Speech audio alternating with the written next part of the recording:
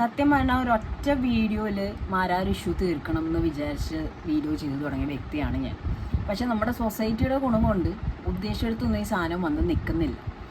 കേൾക്കാൻ കുറച്ച് ആൾക്കാരുണ്ട് എന്നുള്ള വിശ്വാസത്തോട് കൂടിയിട്ടാണ് ഞാൻ കാര്യങ്ങൾ സംസാരിക്കുന്നത്. മനസ്സിലാക്കാൻ പറ്റുന്നവരും മനസ്സിലാക്കുക, അല്ലാത്തവർ മാറിയിരുന്നത് ആസ് യൂഷ്വൽ കൊണകൊണാന്നുള്ള കമൻറ്റ് ഇടാം. ഓക്കെ, കുറച്ച് കാര്യങ്ങൾ എനിക്ക് പറയാനുള്ളത്. ഒന്ന്, വരുന്ന കമൻസ് അതിപ്പോൾ ഒന്നും ചെയ്യാൻ പറ്റത്തില്ല. കാരണം അതങ്ങനെയാണ്. പട്ടിയുടെ വാല് 12 കൊല്ലവും വളഞ്ഞു തന്നെ ഇരിക്കത്തുള്ളൂ. നിവർത്താൻ പറ്റത്തില്ല. നിവർത്താൻ നോക്കിയവരൊക്കെ മണ്ടന്മാരാണ്. ഓക്കെ, അപ്പോൾ പറഞ്ഞു പറഞ്ഞ സംഭവം എന്താണെന്ന് വെച്ചാൽ, ഞാൻ യൂട്യൂബിൽ ഇടുന്ന വീഡിയോസിൻ്റെ തംബ്നെയിൽ മാറ്റിയിട്ട് ഫേസ്ബുക്കിൽ പോയിട്ട് കുന്തളിപ്പ് കാണിച്ച് ചാനലിൽ റീച്ച് കൂട്ടാൻ നോക്കുന്ന കുറച്ച് ആൾക്കാരുണ്ട്. അതായത് മാരാർക്കെതിരെ ദേവു എന്നൊക്കെ പറഞ്ഞിട്ട്.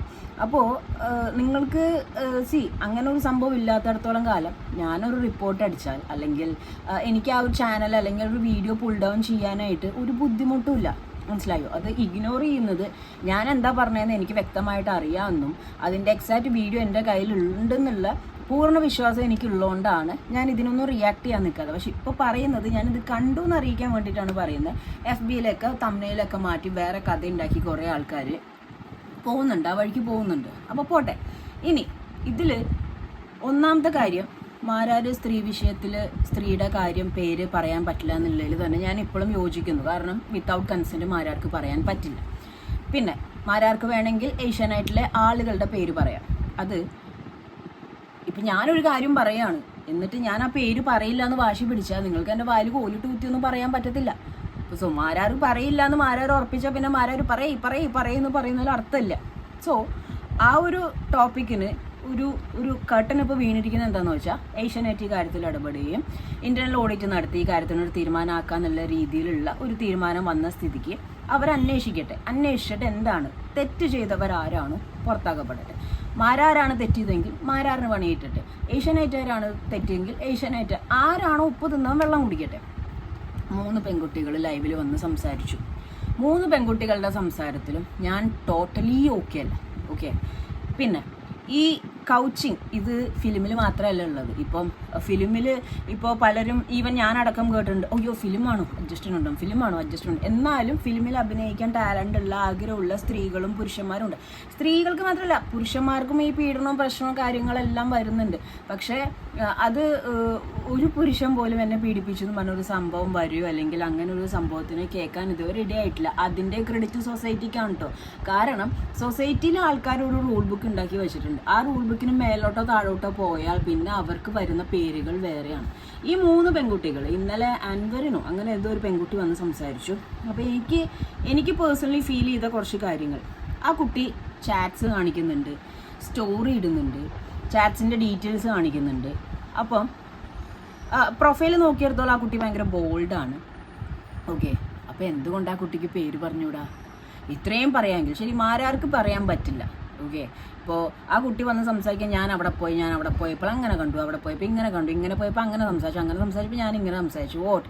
ആൾക്കാരെന്താ മണ്ടന്മാരും.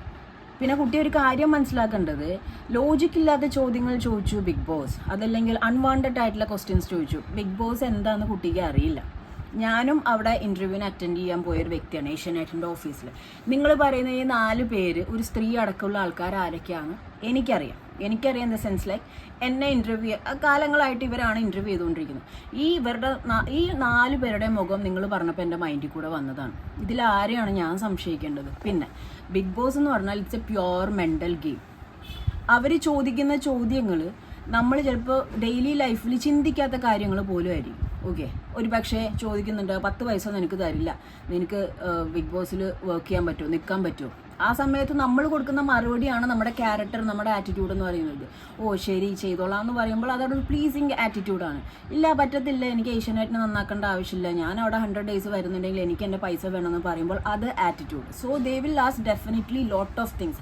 ദാറ്റ് ഡസൻറ്റ് മീൻസ് നീ എൻ്റെ കൂടെ വന്ന് കിടക്ക്, ഞാൻ ഷോ തരാമെന്നുള്ളതല്ല കേട്ടോ ഞാൻ ഉദ്ദേശിച്ചത്.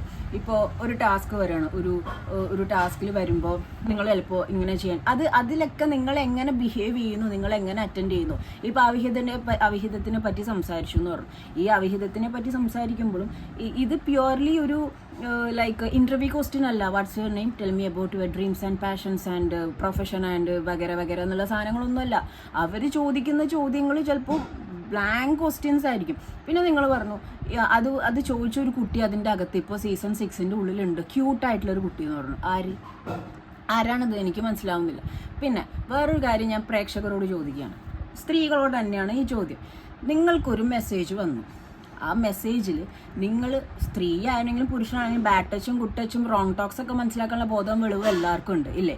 ആ ഒരു ഫസ്റ്റ് മെസ്സേജിൽ തന്നെ നിങ്ങൾക്ക് ഓക്കേർഡ് ഫീൽ കിട്ടിയാൽ പിന്നെ എന്തിനു നിങ്ങൾ ആ ചാറ്റ് കണ്ടിന്യൂ ചെയ്യുന്നു? Why can't you block?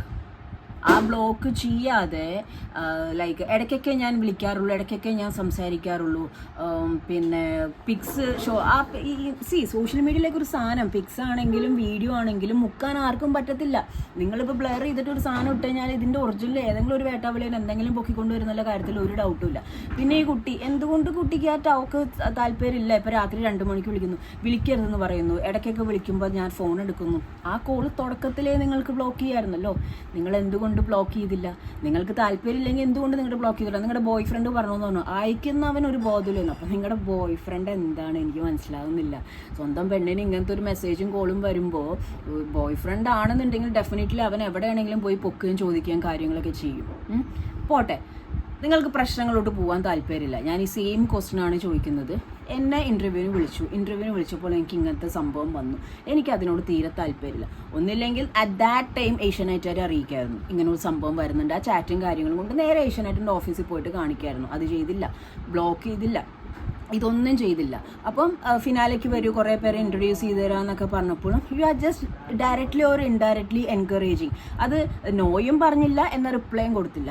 Getting no message is also a message. At the same time മൗനം സമ്മതം എന്ന് പറയുന്ന ഒരു സാധനം കൂടി ഈ ലോകത്തുണ്ട്. ഓക്കെ, അപ്പം ഞാൻ പറയുകയാണ്, നിങ്ങൾ ഈ സംഭവത്തിന് എൻ്റർടൈൻ ചെയ്തില്ല, ഒരു വേട്ടാവളേനെ അവിടെ കന്ന് കുണയ്ക്കുന്നു. ഇനിയിപ്പോൾ എങ്ങാൻ ബിരിയാണി കൊടുത്താലോ എന്നുള്ള കെയർ ഓഫിൽ ഇൻ്റർവ്യൂവിൽ പാസ്സായാലോ അതുവരെ ഒന്ന് നോക്കാമെന്ന് വിചാരിച്ച് മിണ്ടാതിരിക്കുകയും ഇൻ്റർവ്യൂവിന് തോറ്റതിന് ശേഷം കയറാൻ പറ്റാത്തതിൻ്റെ ഫ്രസ്ട്രേഷനിൽ ഇപ്പം നിങ്ങൾ ഈ സാധനം വന്ന് സംസാരിക്കുകയാണെന്ന് പറഞ്ഞാൽ തള്ളിക്കളയാൻ പറ്റില്ല. കാരണം ഞാൻ സ്ത്രീകളെ കണ്ട് നോക്കുമ്പോൾ എൻ്റെ പോയിന്റ് ഓഫ് വ്യൂവിൽ എനിക്ക് അങ്ങനെ ഒരു സിംഗിൾ മെസ്സേജ് വന്നാൽ ഒന്നില്ലെങ്കിൽ ഞാൻ അവനെ വിളിച്ച് തന്തയ്ക്ക് നല്ലയ്ക്കും വിളിക്കും, എന്നിട്ട് ഞാൻ ബ്ലോക്ക് ചെയ്യും. വീട്ടിൽ പോയി കാണാൻ പറ്റുന്ന ടീമാണെങ്കിൽ വീട്ടിൽ പോയി കാണും, ഡീറ്റെയിൽസ് എടുത്തിട്ട് പോയി കാണാൻ പറ്റണേ കാണും. അതല്ലെങ്കിൽ ലിറ്ററലി ഞാൻ അറിയിക്കേണ്ടവരെ അറിയിച്ചിട്ട് ഈ സാധനം ഞാൻ സ്പോട്ട് ചെയ്യും. ഒരു 2 സെക്കൻഡ് 2 മിനിറ്റിനുള്ളിൽ ഈ സാധനം ഞാൻ റിയാക്ട് ചെയ്യും. ഇതൊന്നും റിയാക്ട് ചെയ്യാതെ നിങ്ങൾ വന്നിട്ട് അഖിൽ മാരാറിന് താങ്ക്സ്, എനിക്കും ഇങ്ങനെ ഒരു സംഭവം ഉണ്ടായിട്ടുണ്ട്, എൻ്റെ ഒരു ഫ്രണ്ട് പറഞ്ഞിട്ട് ഞാനിത് പോവാതിരുന്നിട്ടുണ്ട്. സ്പീക്കപ്പ്. എന്താണ് നിങ്ങൾ ആരെ പേടിക്കുന്നത്? അല്ലെങ്കിൽ പണിക്ക് നിൽക്കരുത്, വന്നിരുന്നിട്ട് കൊണാന്ന് പറയാൻ നിൽക്കരുത്. പേര് പറയാൻ പറ്റില്ലെങ്കിൽ നിങ്ങൾക്ക് നേരെ ഏഷ്യാനെറ്റിൻ്റെ ഓഫീസിൽ പോയിട്ട് പറയാം. അവിടെ ആർക്കും കുറിച്ചല്ല, അഖിൽ മാരാർ റിലേറ്റഡ് ആയിട്ടുള്ള വിഷയത്തിൽ എനിക്കൊരു അനുഭവം ഉണ്ടായിട്ടുണ്ട്, ഇതാണ് ആള്, ഇതാണ് ഡീറ്റെയിൽസ്, ഇതാണ് ചാറ്റന്മാർ കൊടുക്കാൻ. ഇതൊന്നും കൊടുക്കാതെ ഓരോ സ്ത്രീകളും ഒന്ന് സംസാരിക്കണം. നമ്മളിങ്ങനെ നോക്കിയിരിക്കും, ഇപ്പം പറയും. പേര് പറയുന്നില്ല, നിങ്ങൾക്ക് പേര് പറയാൻ പറ്റുന്നില്ല, പേടിയാണോ? നിങ്ങൾ ആരെയാണ് പേടിക്കുന്നത്? നിങ്ങളുടെ ശരീരത്തിനോ അല്ലെങ്കിൽ നിങ്ങളുടെ ഇതിനോ വില പറയുന്ന ആൾക്കാർക്കെതിരെ സംസാരിക്കാൻ നിങ്ങൾക്ക് പേടിയാണോ? ആൻഡ് ഈ കുട്ടി പറയുന്നുണ്ട് മോശമായിട്ട് വന്ന് കിടക്കാനൊന്നും പറഞ്ഞില്ല.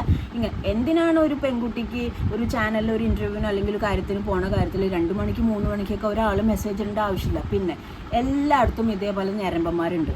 എല്ലായിടത്തും ഫിലിമിലാണെങ്കിലും സീരിയലിലാണെങ്കിലും ഓഫീസിലാണെങ്കിലും എല്ലായിടത്തും ഉണ്ട്. വീട്ടിൽ പണിക്ക് പറഞ്ഞ ബംഗാളീസ് വരെ ഈ പറഞ്ഞ മാതിരി സമയം കിട്ടിക്കഴിഞ്ഞാൽ വായി നോക്കുന്ന ടീമുണ്ട്. നിർത്തേണ്ട കാര്യങ്ങൾ നിർത്തേണ്ട പോലെ നിർത്തുകയും റിയാക്ട് ചെയ്യേണ്ടടുത്ത് റിയാക്ട് ചെയ്യുകയും നോ പറയേണ്ടടുത്ത് നോ പറയുകയും ചെയ്യാതെ പേടിച്ച് നിന്നിട്ട് ആരെങ്കിലും എന്തെങ്കിലും വന്നിട്ട് കൊണാന്ന് പറയുമ്പോൾ അതിൻ്റെ ബാലമായിട്ട് ഹൊയ് എന്ന് പറയാൻ ആൾക്കാരുണ്ട്. ഈ സൊസൈറ്റിയിലാണ് നമ്മൾ ജീവിക്കുന്നത്. സോ വരും തലമുറയെങ്കിലും സ്പീക്കർ. ആരെയും പേടിക്കേണ്ട ആവശ്യമില്ല. നിങ്ങളെ ആരും ഒന്നും ചെയ്യാൻ പോകുന്നില്ല. നട്ടല് പണയം വയ്ക്കാതെ ജീവിക്കും അച്ഛന്മാരെ.